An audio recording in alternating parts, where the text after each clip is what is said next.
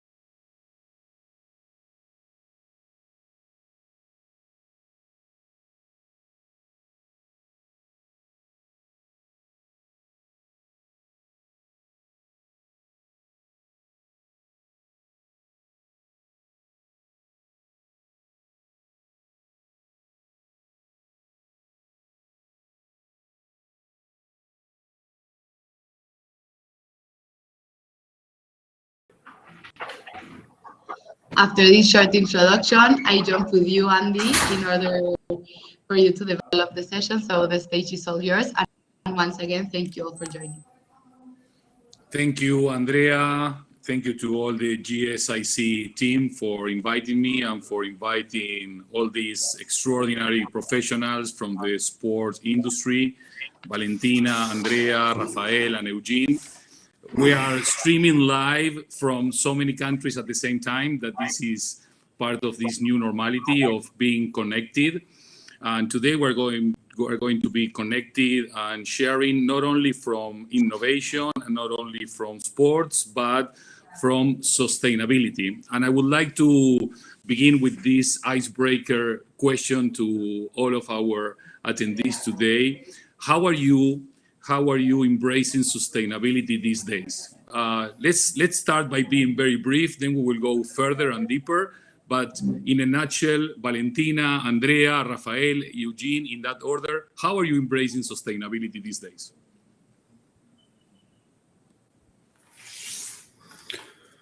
Okay, Valentina, maybe I can. Microphone is all yours. Oh, okay. Okay. Perfect. If Valentina is ready, we start with Valentina. Can you hear No? me? Just double check. Yes. Okay, yes. perfect. So finally, Yes, the yes, mic perfect. is working. So thank you so much for having me here. I'm going to present myself. So I'm Valentina Mattioli. I work for FIBA 3x3. This is a business unit of 3x3 basketball within FIBA. And I'm taking care of events and sustainability. So a very good news we have from actually last week is that we started the implementation of the ISO 20021 this year, and we got audited last week. So I'm very proud to say that we finally have this system in place, and we can finally apply it to our events this year for the World Tour and for the FIBA 3x3 Asia Cup. Fantastic, Valentina, and very precise with being brief for starting this. Now let's move to Andrea from Juventus. How are you embracing sustainability at Juventus, Andrea? What's the latest? The latest is that, I don't know, yesterday we had the second meeting of our ESG committee at the board level. Is a unique case in the football industry, and so we are very proud of this. And we are aligning our sector to the other business sectors. So the sport is not the last sector today.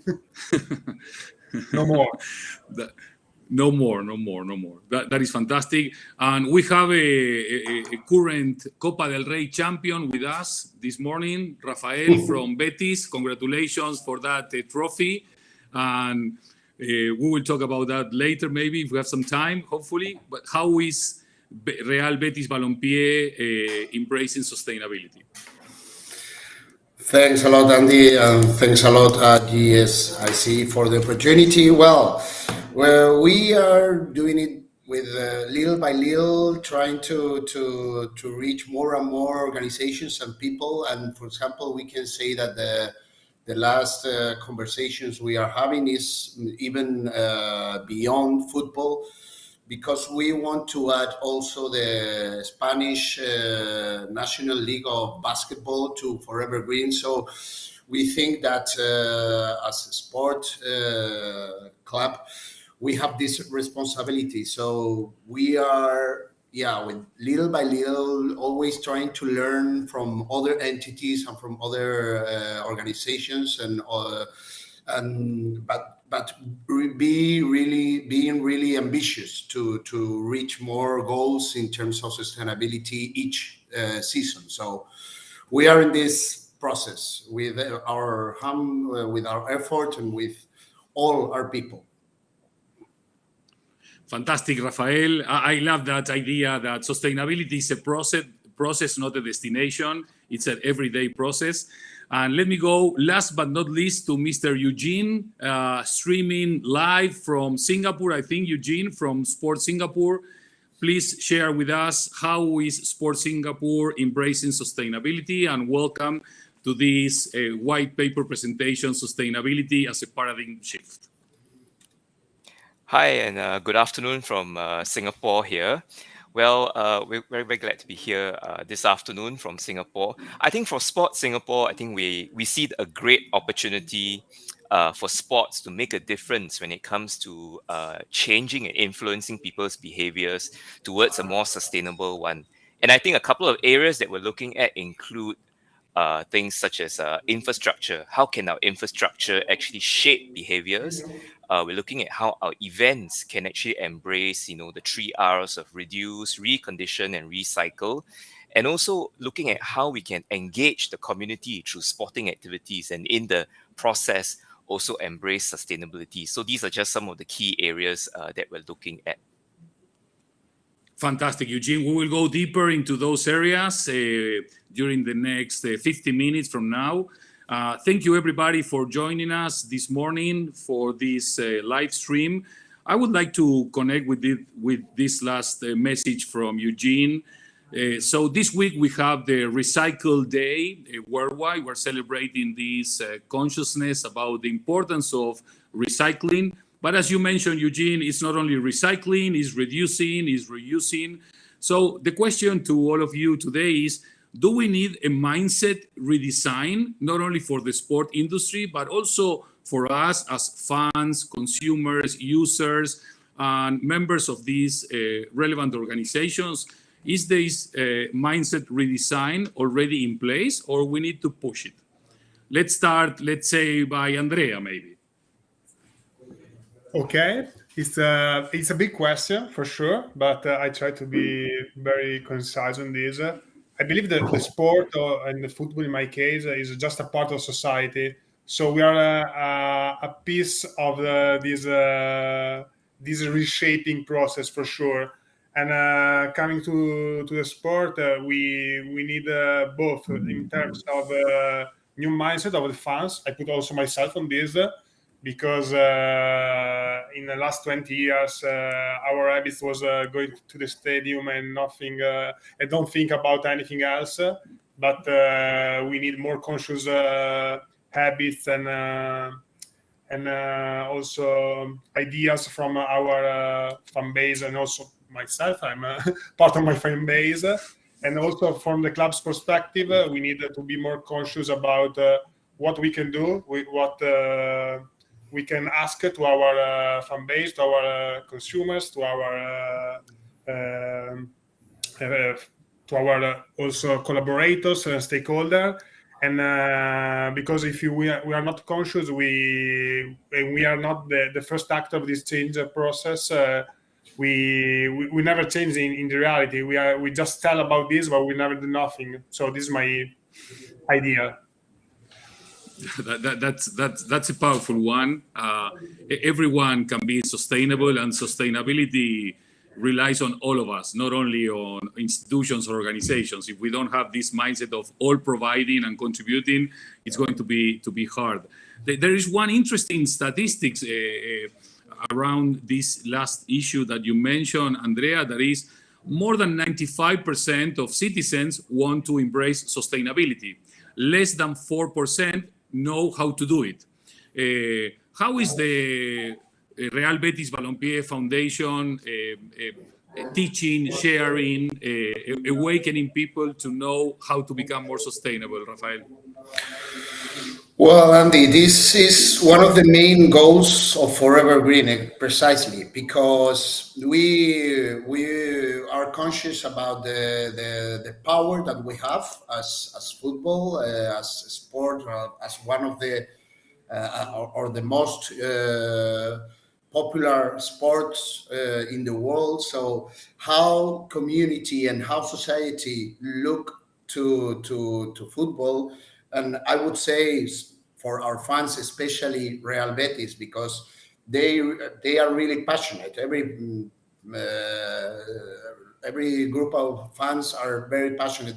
We always say that we have this kind of very special link with our fans, and I think if we are coherent and we try to do what we are trying to spread, the message we are trying to spread about that we have an urgency, an emergency as society and as population living in a planet, I think we will start with this awareness rising that we have a huge challenge, and we have to start doing something right now. But after that, there is a more technical message, and it's like trying to train them in with a specific information, and we can do it through our main actives, which are our communication channels, our Facebook, our Instagram, our players who are really a reference for the kids especially, but for all our fans in particular. So we have this big power, but as Spiderman said, we have also a responsibility because of that. So we need to take advantage of this, and is how we are trying to add value to this huge challenge that we have. Okay, gracias. Thank you, Rafael. I am a huge fan of that quote, and it's very important to to not forget about it. Let me go back to Valentina. Valentina, one of the things that is happening that I think it's very exciting is that people are starting to understand sustainability not only as a green thing, right? Not only as an environmental thing. So in fact, we are speaking as we speak on sustainability as a triple impact. And I am asking you precisely about triple, not by chance. How do you think sustainability can impact in a more broader way into the economic, the social, and the environmental aspects from basketball, from a powerful institution, organization as FIBA it is? Sure, you're right. In fact, I have plenty of example with the triple R's, but besides the environmental impact, I think what I'm really proud of FIBA 3x3 and the Olympic Games in Tokyo were the best example, is that on the social aspect, we have really good gender equality, because in the Olympics, we had female referees officiating the Olympic men final. And we also had women and men, so it's two referees officiating both one man and one woman, the women's Olympic game final. And at the same time, we had equal number of referees, of competition supervisor at the Olympics, of DJs, MCs, and of course players. So same number of players, same numbers of teams, not only in the Olympic Games, but also in our World Cup. So we do not have a men's World Cup and separately a women's World Cup. We have a combined event. So we always alternate female games to men's games. And I think that is the beauty of our sport, our discipline, that we can combine the two parts and have always mixed teams, basically. Wow, that's great. That's great. There was a very interesting news yesterday coming from the US, where the US men's soccer team and the US women's soccer team are going to get equally paid. no more gender gap there. So things are happening as we speak, and that is very inspiring. Let me go back to Eugene in Singapore. It's afternoon there in Singapore, morning here in Spain. I want to go back to something that it's been on the discussion and on the table. Many brands, many institutions, organizations, governments are focusing on the cost of becoming or being or traveling into sustainability, some of them ignoring the cost of not being sustainable. What's the message, Eugene, you can share with our audience now live and later, that people we are going to be seeing and sharing this very interesting conversation about the importance of understanding that most likely not investing today in becoming sustainable is going to be much expensive tomorrow. What's the strategy and the vision of Sport Singapore regarding this matter? Hi, I think you touched on a very, very important topic about the role that we play and how we can get people to understand the significance. I think this is where I think Sport Singapore as an authority, I think we are rightly placed, because that's where we look at potential collaborations. I think collaborations is the area that allows us to actually reach out not just to people who are involved in sport, but to the whole ecosystem in the sport industry. Perhaps just taking, for example, the recycling of shoes that collaboration that we have with Dow.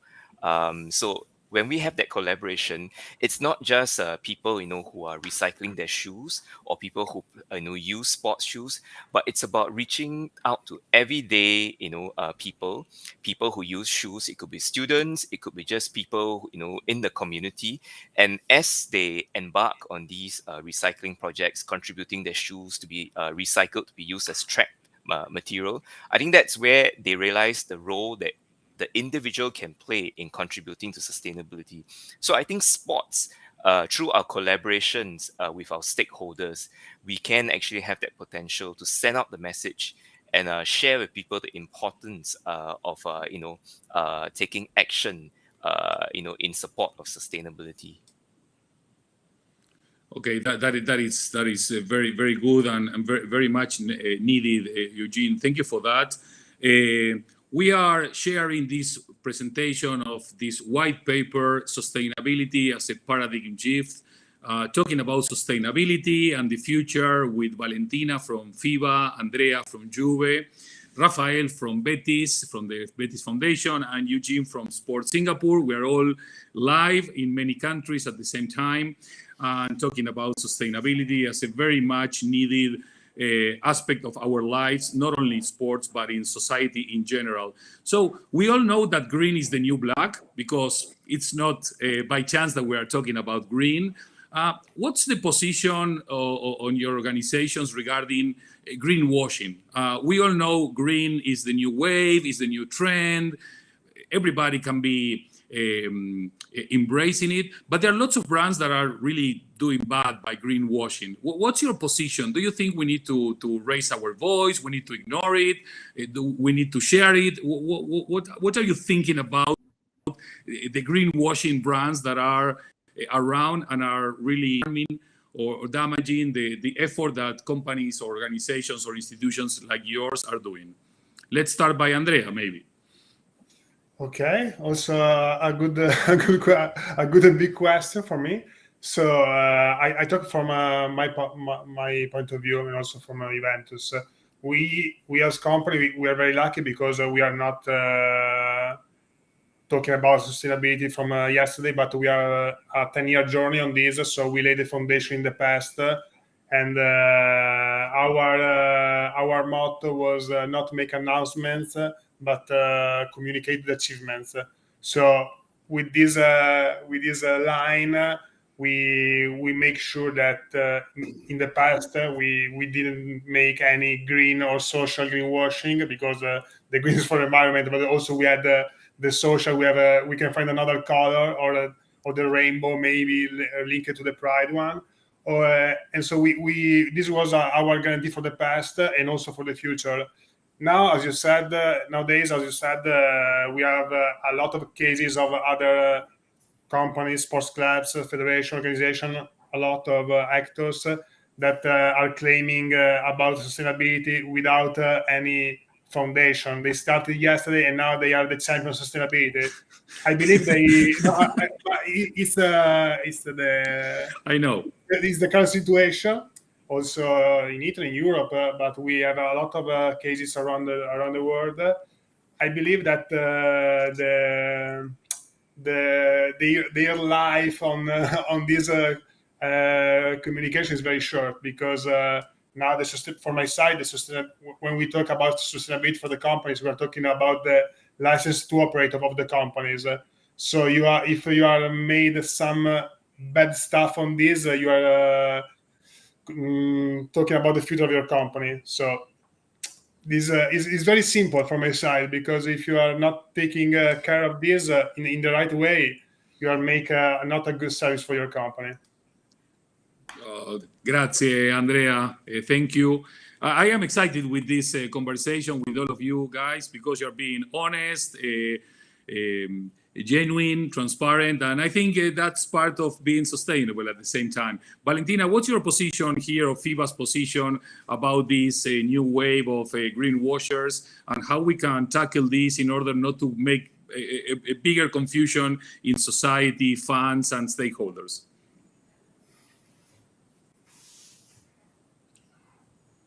Please unmute, Valentina. I'm sorry. I was saying that I have a quite different perspective from Andrea, because ours is not, unfortunately, a 10-year journey on sustainability. Actually, our discipline is 10 years old. It started in 2010 at the Youth Olympic Games. So we are very, very young in this. But it's good to hear also Juventus' perspective on this. In our case, I would say we joined this, we embraced this topic and this mindset mainly because it was coming from our stakeholders. So we're not in a moment in which, sustainability is a very important topic right now, but it's still not mandatory on all national governments in this world to apply certain rules in terms of environment, in terms also on social and governance. But even if it's not mandatory, pressure from stakeholders is increasing. And on our case, it was a mixture of our FIBA 3x3 team and our stakeholders, our organizer, our hosts, and our players. They're starting to push and ask for this, and we felt the pressure, and then is how we got started. And we started with the ISO certificate and with the event operations, basically. So it's we're much younger in this case. I also agree with the not announcement strategy. I believe more in let's do first, let's prove it, let's audit it works, let's improve, and then it's time to talk. Also because it's I'm not a very blah blah person, very cautious on this, and I think first we need to do, and then we can talk about it. Fantastic, Valentina. Yes, the power of action speaks louder than words and speeches. Rafael, back to you. I don't know if you are in Sevilla right now. Are you? Yes. Sevilla? Yes. Very nice city with very hot weather these days, almost like summer. Rafael, you were talking from the foundation experience. And somehow you were mentioning purpose and values and commitment. How is sustainability connected with the essence of the brand, with the purpose, with the reason to believe, the reason to be here, that why people choose us, or why people listen to us, or why people embrace us? Can you explore deeper into that question, please? Yeah. Sure. Well, in fact, for me, this part of coherency, because we are against this greenwashing and that kind of communication, but having a balance, because at the same time, if you don't show what everyone is doing, you are not going to be able to inspire. It is true that it's always better to do it through facts, for sure. But showing a commitment, it's something that, at least for us, has been an important tool to mobilize the organization, to start the virtuous circle, to, okay, if we are committed with this, let's start working all together, all the organization. And this way, we start having this engagement with all our stakeholders. We had it before because thanks to the historical facts around Real Betis, we have been always very linked with the emergencies around society. So we always like to think that our values are really in the heart of what we are doing as club. And we have been supporting Betis even if they were in the third division. So it's a thing of really being committed with what we represent. And as well, as Andrea was mentioning before, this is something that if we do it, we do it because we need, because we think we need to do it as a club, because as Forever Green claim, one of them says, no planet, no football, no Betis. So if we want to survive as organization, we need to protect our planet and the field in where we all play as society. So yes, there's no other way. So the fact is that we need to proclaim this and to make society know that this is like this. So we need to start working all together. Yes, if we want to continue watching football and basketball and tennis and all sport, let's save the world. Exactly. Let's save planet Earth. Yeah, that I think everybody can understand that message. It's not as complicated as we tend to talk when we talk about sustainability, with very complex wording and very complex messages. At the end of the day, if you want to reach a broader audience, you need to talk in their own language. I'm going to take that one, Rafael. I'm going to quote you, of course. And let me go back to Eugene. Eugene, connected with these last answers from Valentina, Andrea, and Rafael, of course, you are very much aware of the tremendous influence that sport is having in society, not from now, not from yesterday, but for a very long time. How are you using it wisely to create positive impact and positive change from Sport Singapore? I think some of the things that some of you have mentioned earlier on about transparency is really very, very important, especially when it comes to sustainability and when we want to send messages out there. And I think two things that stand out: data and having standards. So I think data speaks for itself. You know, when you do an activity, the amount of savings that you make and you publish that, I think the data speaks for itself. So that's a form of transparency. And of course, you know, when we have mass participation events or major sporting events, I think having standards and certifications where you have a set list, like a checklist, so that it is an internationally recognized list and it's audited. So these are things in which things that we can leverage to make sure that we can send a message out there about the role that sport can play to promote sustainability. But we also do it in a more scientific and data-driven way, so that it is, speaking the truth in itself. That's very interesting. Can we extend that answer, Eugene? Because many people understand or think, maybe wrongly, that innovation is only associated with technology, but innovation is also doing things in a new way, or thinking things in a new way, or embracing things from a new approach. How is innovation and sustainability being engaged? On top of that, new technologies, are there other ways where Sport Singapore are including this innovation phase into sustainability and vice versa? Yeah, I think for innovation, right, sometimes beyond just technology itself, sometimes it's also about looking at what, everyday activities can actually contribute to the whole sustainability process.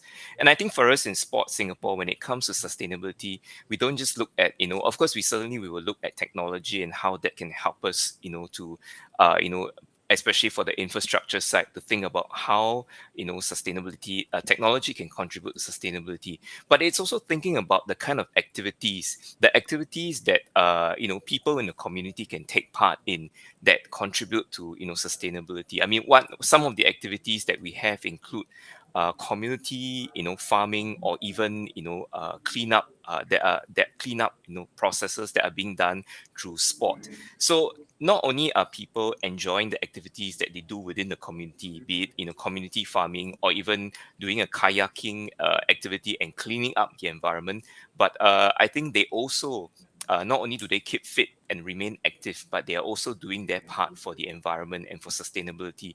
So I think innovation on that end is more than just about technology, but it's also about how we use activities to engage people in an innovative and fun manner. That's great, Eugene. Thank you so much. I'm going to make you work, guys. I need you to think on what would you ask. For instance, what would Valentina ask Andrea? What question would Andrea ask Rafael? What Rafael would like to ask Eugene? And Eugene, what question would you like Valentina to answer? Okay, I will give you a couple of seconds to think about that question. And when you are ready, just let me know. I'm really interested on knowing what are your key things that you want to discover about your mates in this very interesting conversation about sustainability. So, Valentin, if you are ready, what would you like to know about sustainability from Andrea and Juventus? I would like to ask you, considering who and what Juventus represents in Italy, I'm Italian and a Juventus fan.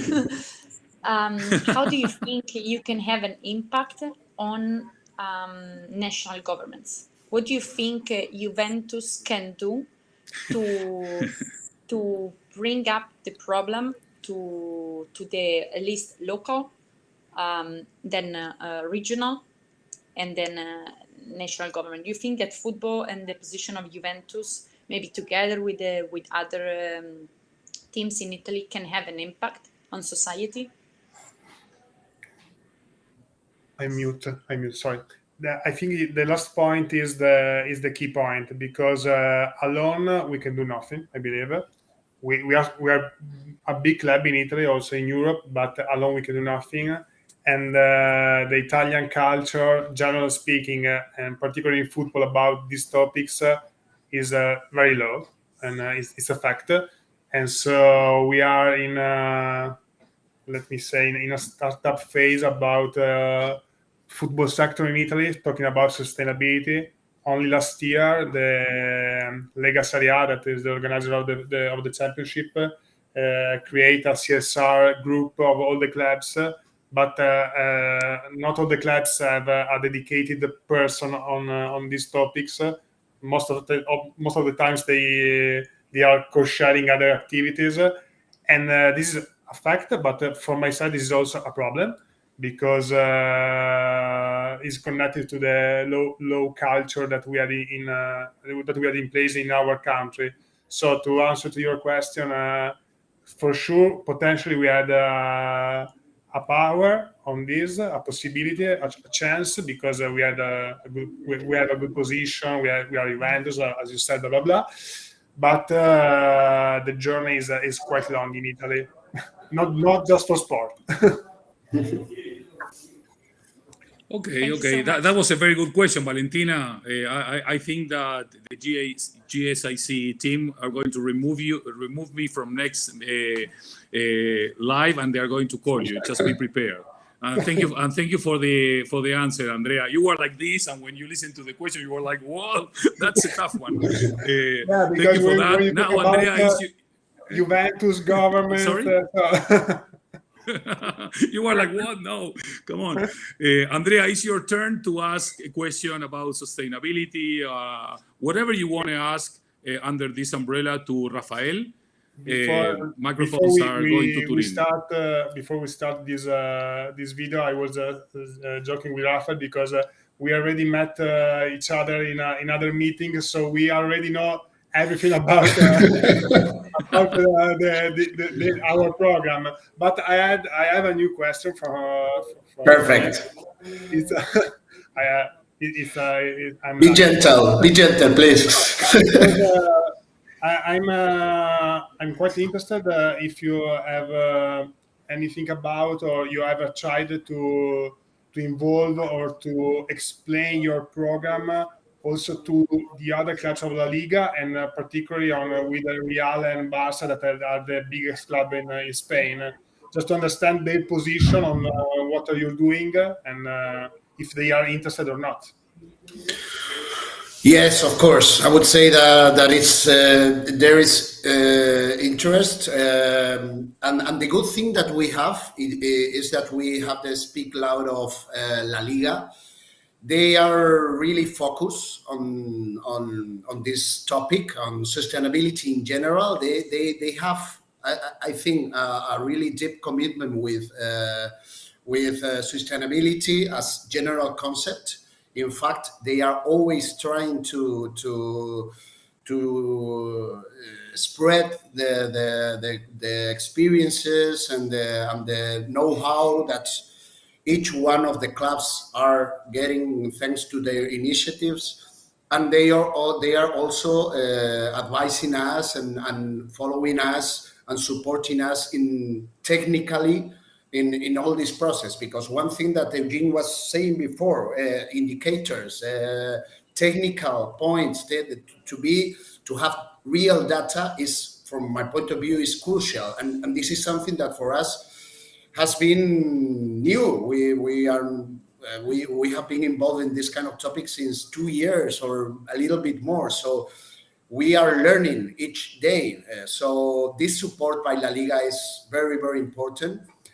And I think there is different ways of focusing it. The same as you have mentioned in Italy, there is the same situation. There is not so many dedicated workers in the clubs in this topic, so it's not so easy for them to start doing things and to give some steps and to take steps.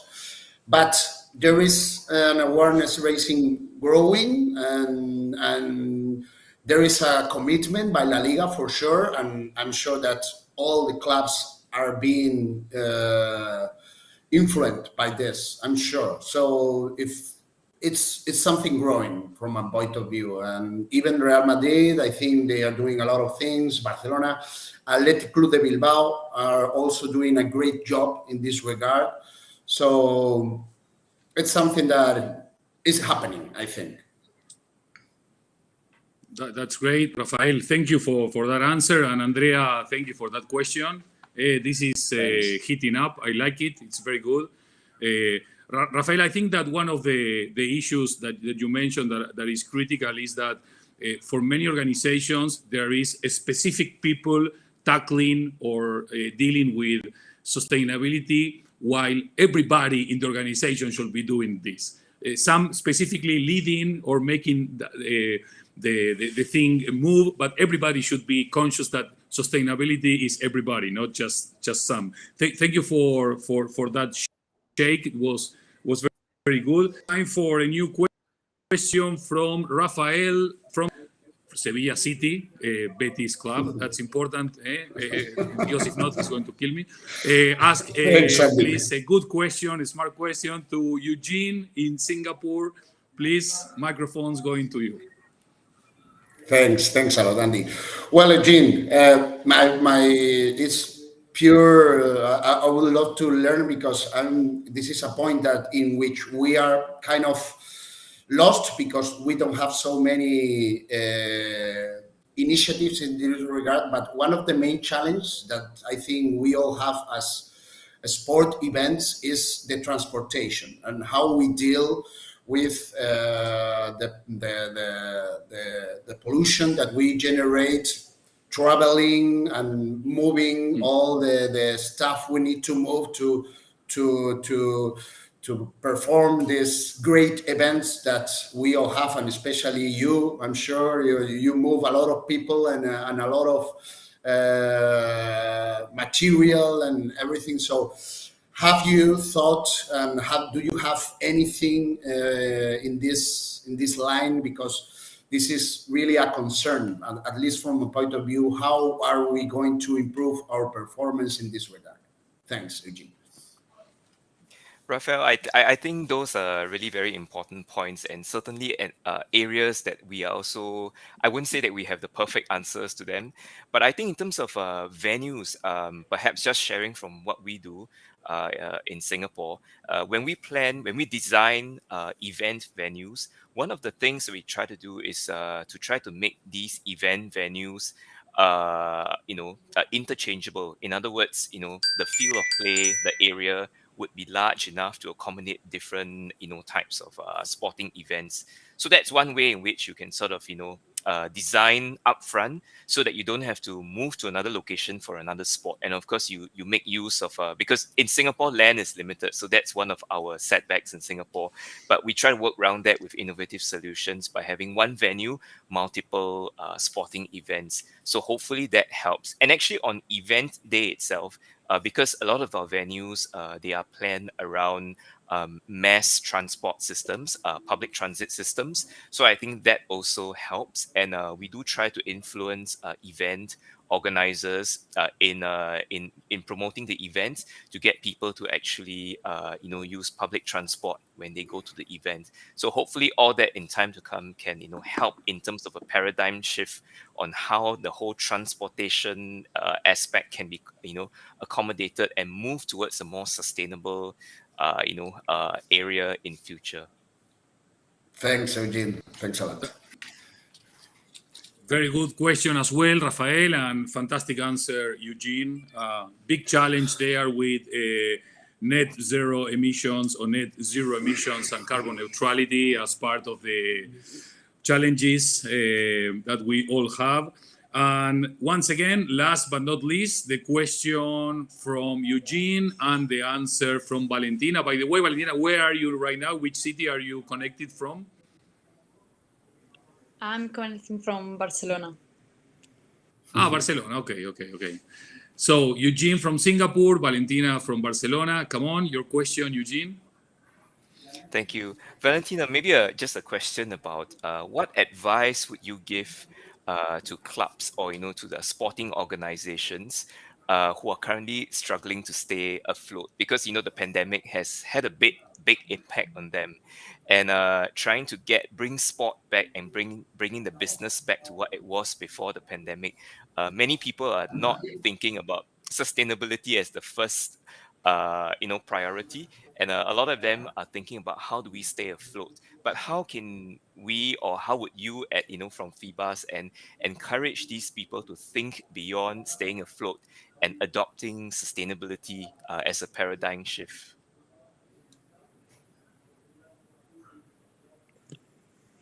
Sure, thanks for the question, Eugene. You're right. You mentioned important things, and we faced them a lot in the past 2 years. So just to give a quick background, 3x3 events are not the typical basketball events of home and away. We play worldwide, like a Formula 1 event. So we have this World Tour and the women's teams, and we go all over the world. As a matter of fact, for the Asia Cup, we will be in Singapore in July. So it's us, and I'm very happy about this. And it's true that still, let's say the case of Japan, it was very hard to enter the country, and it's currently still closed to tourists. So of course, sustainability for them was not but not even for us, was not the first priority, when we still did not know at the beginning if we were allowed to enter or not Japan. So still, COVID created so many new challenges and so many new things to take care of in terms of traveling internationally, asking for visa where they were not needed in the past, having safe environments at the venue, so guaranteeing temperature checks, mandatory face mask in outdoor distances and so on are still an important. You're based in Asia, so you probably know. But I live in Europe. We kind of like started moving away from this. So for many European entities, this is no longer the case. Although the situation is still under review constantly, but in Asia this is still a big challenge. So we went through, we tackled this with priorities. So first, let's say entering the country, then guaranteeing a safe environment at the venue for players, but also for the guests and for the public. Then we tackle within the event operations also sustainability. The strategy we put in place is that, as in many of the cities we will go back in the future, they realize that this is the first year where we implement this, and we will improve a lot for next edition in a year window, basically, and again in the next one.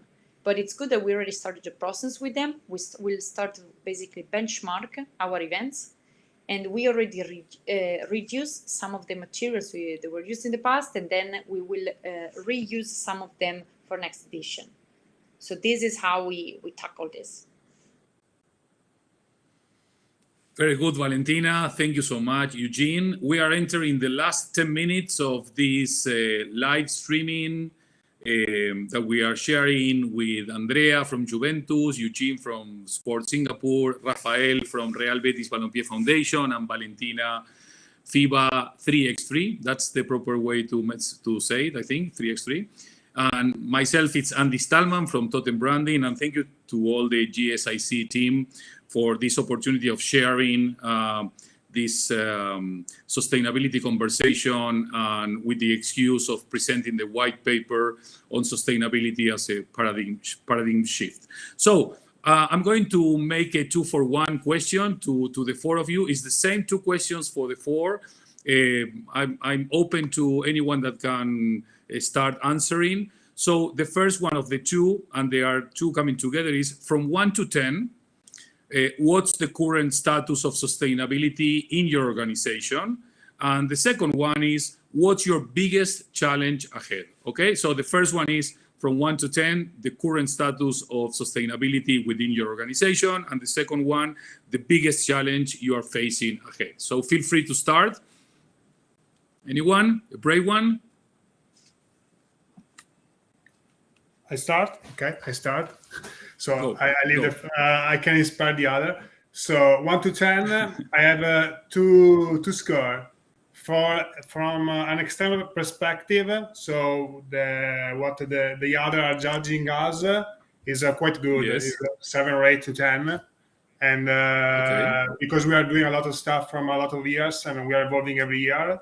From my personal point of view, I'm quite lower because every day I see a new challenge. So I made out of 6 or to 10 from my point of view. Coming to the big challenge, Okay. yeah, because every day I see a new challenge to embrace. I know. So, I need this push to wake up every morning. I'm joking on this. And about the big challenge is my biggest challenge is to inspire the other clubs, because as I said before, I'm feeling quite alone here in Italy. I'm joking about this, but my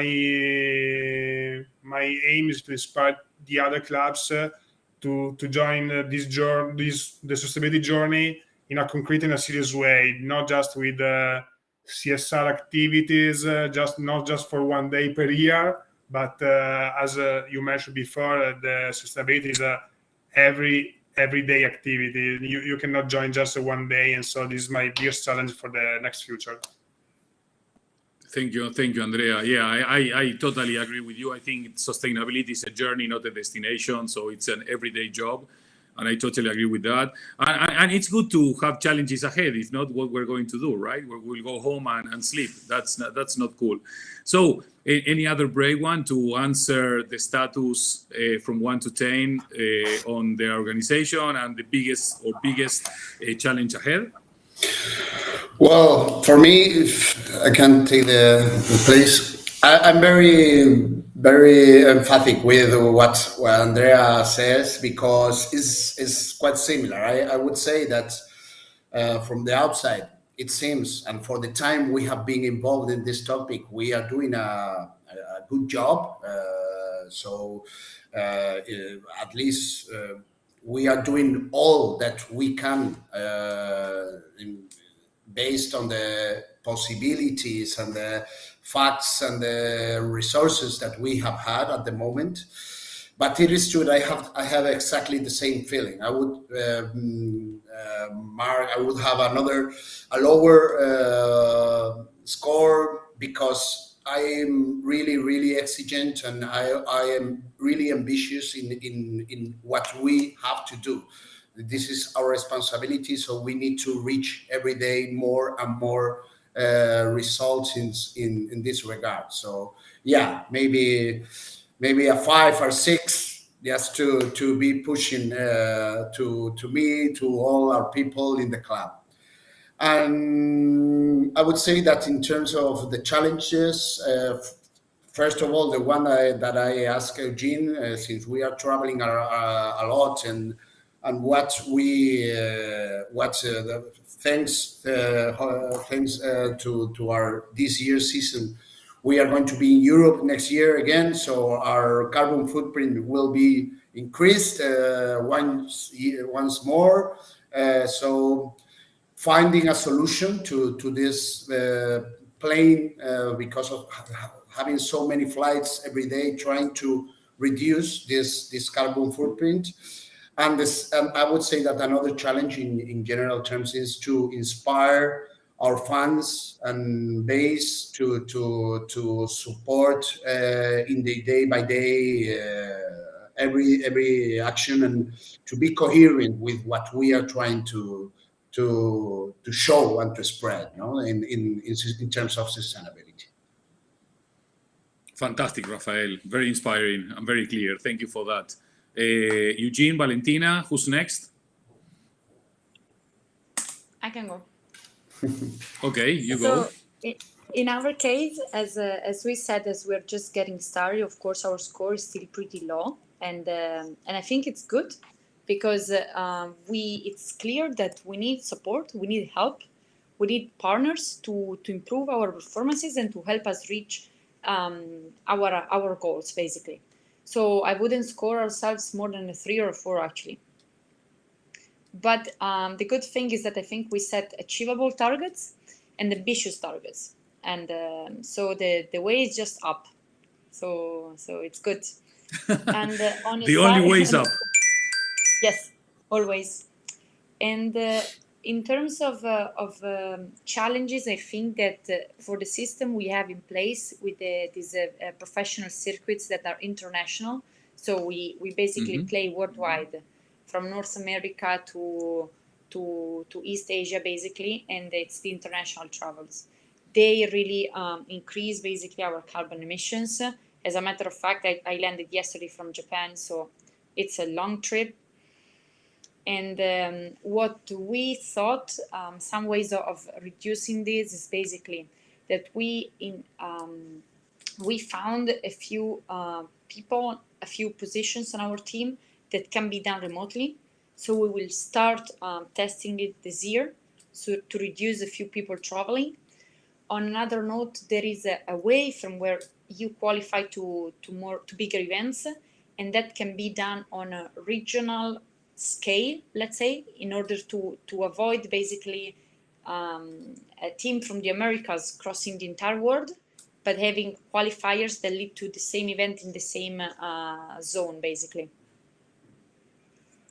Thank you so much, Valentina. Grazie tanti. Eugene, microphones to Singapore for this last answer of today's live streaming.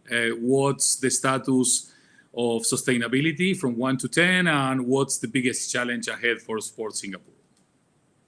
Well, I think for us, sustainability, like all of you have mentioned, is really a journey. And we just started this journey not too long ago. So I think in the past 1 year, we've been fortunate to have a lot of very, very strong support internally within the organization, with strong management support to push for some of these sustainability measures. And at the national level across the country, there are big sustainability movements as well to move us in the right direction. So I wouldn't see the number now as something to be worried about, but I would see how we've increased from barely 0 or 1 to maybe about a 3 or 4 today as a great achievement in the past 1 year. And I think the biggest challenge for us now is to move this whole sustainability concept to more than just what this group within the organization who drives it wants to move it towards, and move it towards the area whereby people feel it's part of their own personal responsibility. So I think, Andy, like you rightly mentioned, you can have a group that drives this, but ultimately what you want is that each and every individual person in the organization sees it as their own personal responsibility, social responsibility to drive sustainability. And that we hope would then move the needle further beyond 5 and closer to 10 at some point in time. I cannot agree more. Thank you so much, everybody. Grazie tanti, muchas gracias. How do you say thank you in Singapore, Eugene? Teach us, please. Oh, well, we just say thank you or thanks. I think that's good. Okay. So thank you, Eugene. I have learned a lot. I felt that this last 60 minutes flew because you have been honest, authentic, inspiring, and you are skin on the game, and you can tell from listening and seeing you. From my side, on behalf of the GSIC team, thank you so much all for your time, for your contribution. I do feel that sustainability is not a green change, but a human change after what I have listened. And also, I think sustainability cannot rely only on the private sector, not only on the public sector, but also on academia, citizens, and media. So it's a combined effort of all stakeholders of society. For me, it was a pleasure. Thank you, Andrea. Thank you all. Un abrazo grande, a big hug from Madrid, and back to Andrea. Thank you very much, Andy, for the great moderation. It's always a pleasure to have you here, as well as to count with Totem branding in the GSIC activities. Thank you once again to each one of the participants for your time and for such great insights that you provided for the document. I want to tell our audience that right now in the chat, you can have the download link in order to have access to the document with the rest of the cases and to know a little more about sustainability and how is it impacting the sports industry. So once again, thank you very much. We are just in time. All the members of the GSIC are available through this network as well as through email if you want to explore any synergies and to know more about what we are doing. We're always available for you. So thank you very much for everyone. Thank you for joining. Thank you.